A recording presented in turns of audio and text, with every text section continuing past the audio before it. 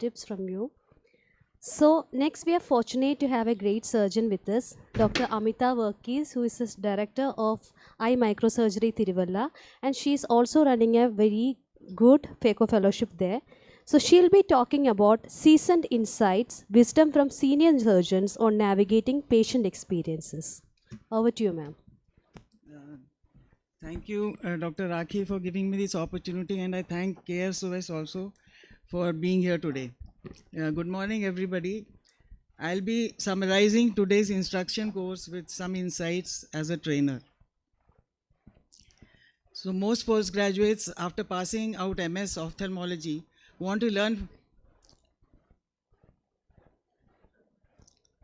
Most postgraduates, after passing out MS ophthalmology, want to learn phaco surgery.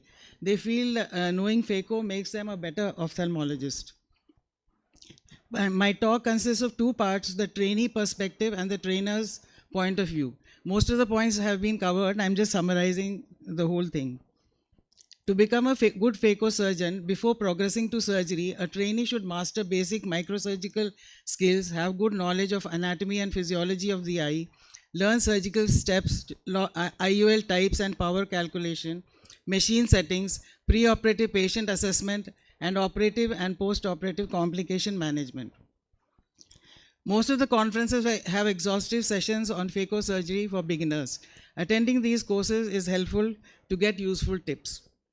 Numerous surgical videos by experts with steps explained are available free on the YouTube, which can be helpful, and also you can borrow videos from your friends and from your seniors.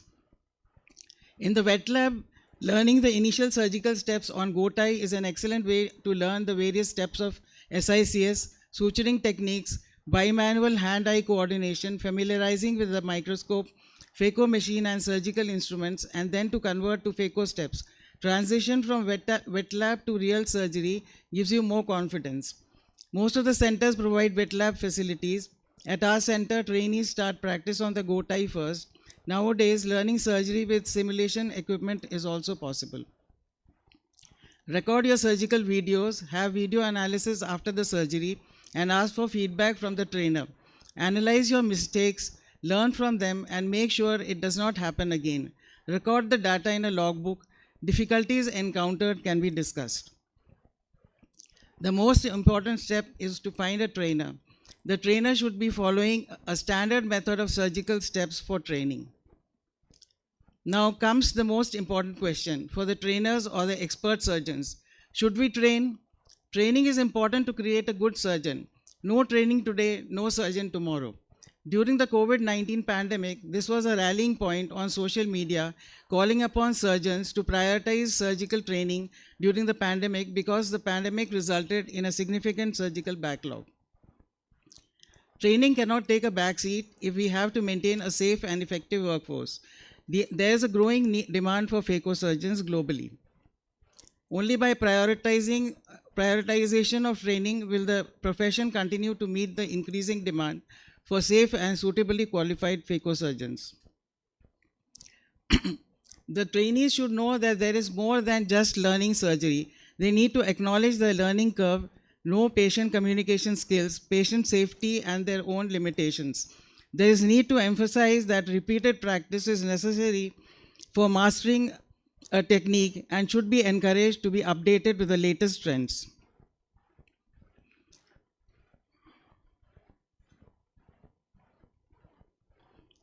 I'll now present one of my surgical videos, but before starting surgery, I have ensured that the patient is lying comfortably with the vital parameters stable, the head is positioned properly. I have also checked the machine parameters and the IOL which is going to be implanted. While watching this video, you see how simple it appears to do a phaco surgery. But it's not that easy as it appears. To become a good phaco surgeon with excellent outcomes, you need to work hard on each step of the surgery and improve every day to progress. It's not something which can be served to you. You need to learn and master the steps and make them repeatable to perform standardized surgery.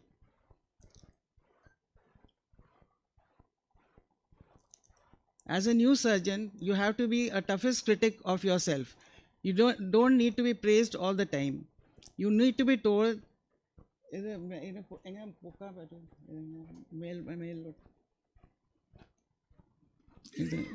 അങ്ങോട്ട് scroll ചെയ്യും അല്ല text ആ മതി. As a new surgeon, you have to be a toughest critic of yourself. You don't need to be praised all the time. You need to be told that you need to improve on your incision, your axis is not adequate, or you are not using your left hand in the right way, or that you need too much phaco, or you have used too much phaco energy. All this should not be taken as a criticism, but as suggestions for improvement. Your mentor knows you can be much better than what you are. Many trainees complain and are frustrated that they are not getting to jump onto the phaco steps or not being allowed to proceed to phaco procedure. The reason is that your mentor knows that you have not perfected the other steps yet. So you have to be patient and sincere.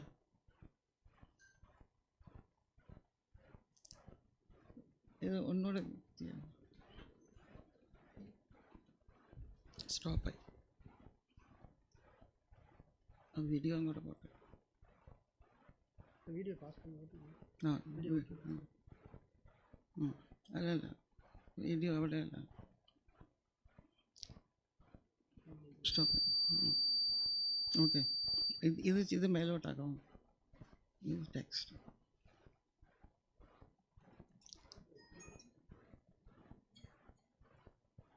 ഇവിടെ ഇത് ആ okay ശരി. Video അത് next slide ആയിപ്പോയി. Anyway, it's okay.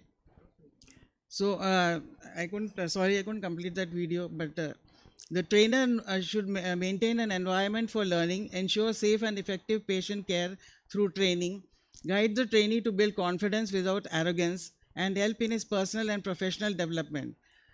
He should be a critic of the trainee rather than always showering praises. Should be able to dedicate his time for the training.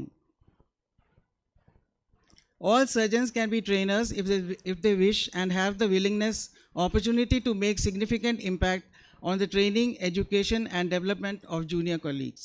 Thank you. Thanks a lot, madam, for the